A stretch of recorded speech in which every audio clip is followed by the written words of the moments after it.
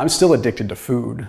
Even after losing 100 pounds, I'm still addicted to food. I still have to control it. But having the knowledge base and understanding of what foods do in my body gives me sort of the mental horsepower to override that.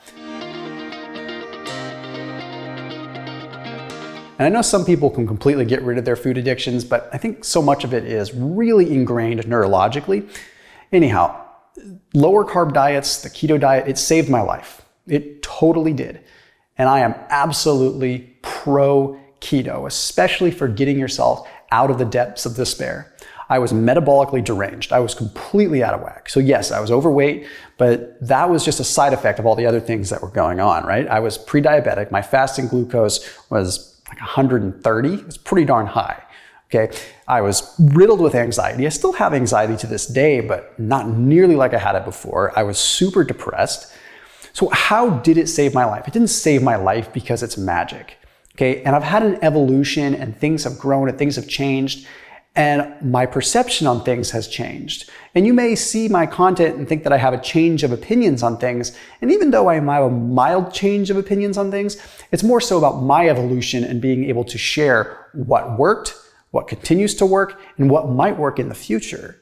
Okay, let's go ahead and dive into this a little bit more. After today's video, check out Thrive Market. There's a 30% off discount link that is exclusive for this channel. So 30% off your entire grocery order through Thrive Market. So if you're doing keto, perfect. You can sort by keto and you can get whatever you want for keto. It gets delivered to your doorstep. But again, that link saves you 30% off. So that's what's super cool. Special discount that you're only gonna get through this channel, through that link.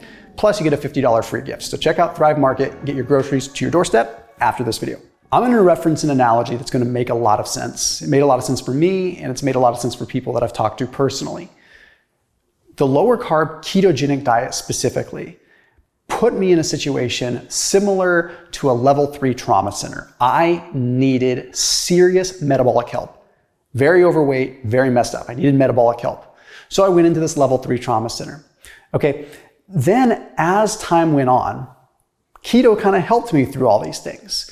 So I moved into the ICU, started dabbling with a little bit of carbs surrounding workouts, a little bit of things here and there. Then I moved into more general admission type stuff, right? Then, okay, maybe I can have a few carbs post-workout. Maybe I can cycle on and off keto. And then I moved into maybe long-term acute care, or just back into the world where I'm no longer metabolically damaged. And now I don't need to be in that box. But I was in that box for a very long time. Now, keto is a tool. And I know I talk about this a lot, right? But I don't ever want my whole using keto as a tool thing to discourage people from doing a strict form of keto that really works for them. That's what it took for me. So I still educate on that because that's exactly how it worked for me. But now I'm in a different spot. So my point in saying this is like, I don't need to stay in the level 3 trauma center, right? Just because you are so metabolically damaged and really need the work, it doesn't mean that you have to stay there forever.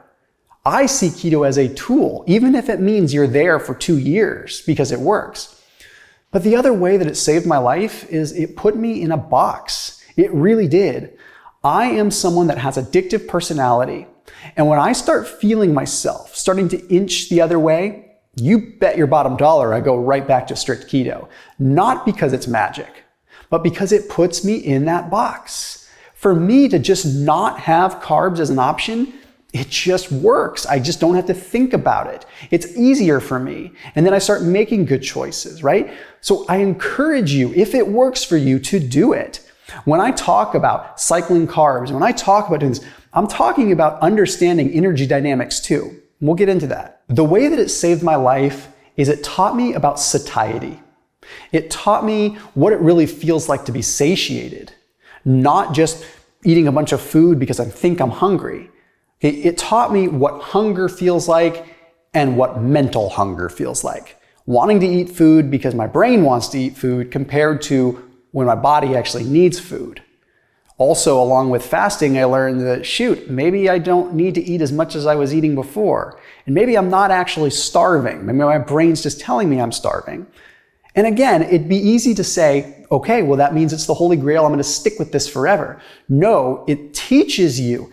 So now it has taught me this deeply ingrained fundamental thing that I understand it. I'm not starving. My brain's just telling me that I'm hungry, but I'm not really starving because I have actually eaten enough to not be starving today.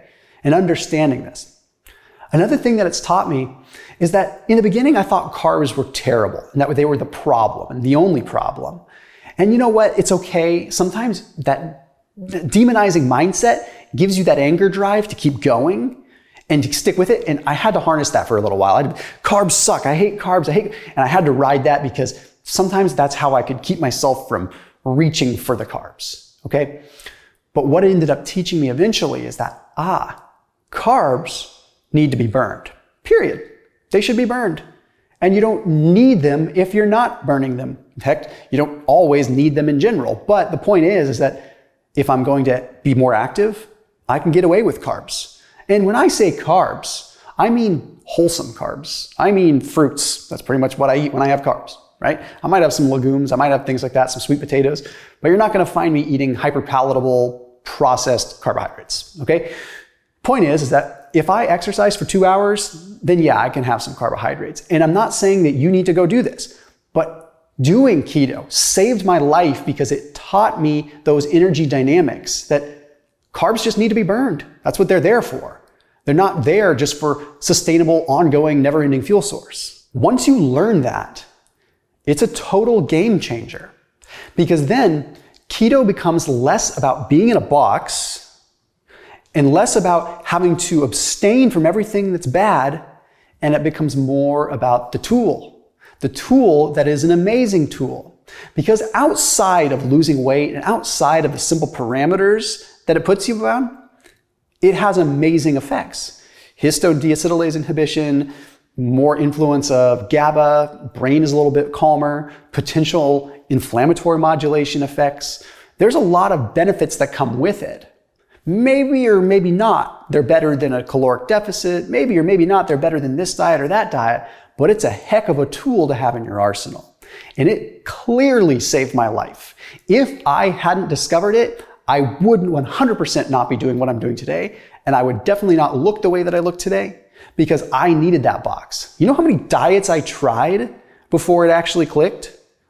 Probably like 4 or 5 at least. Okay, I tried Zone, I tried Paleo, it didn't work.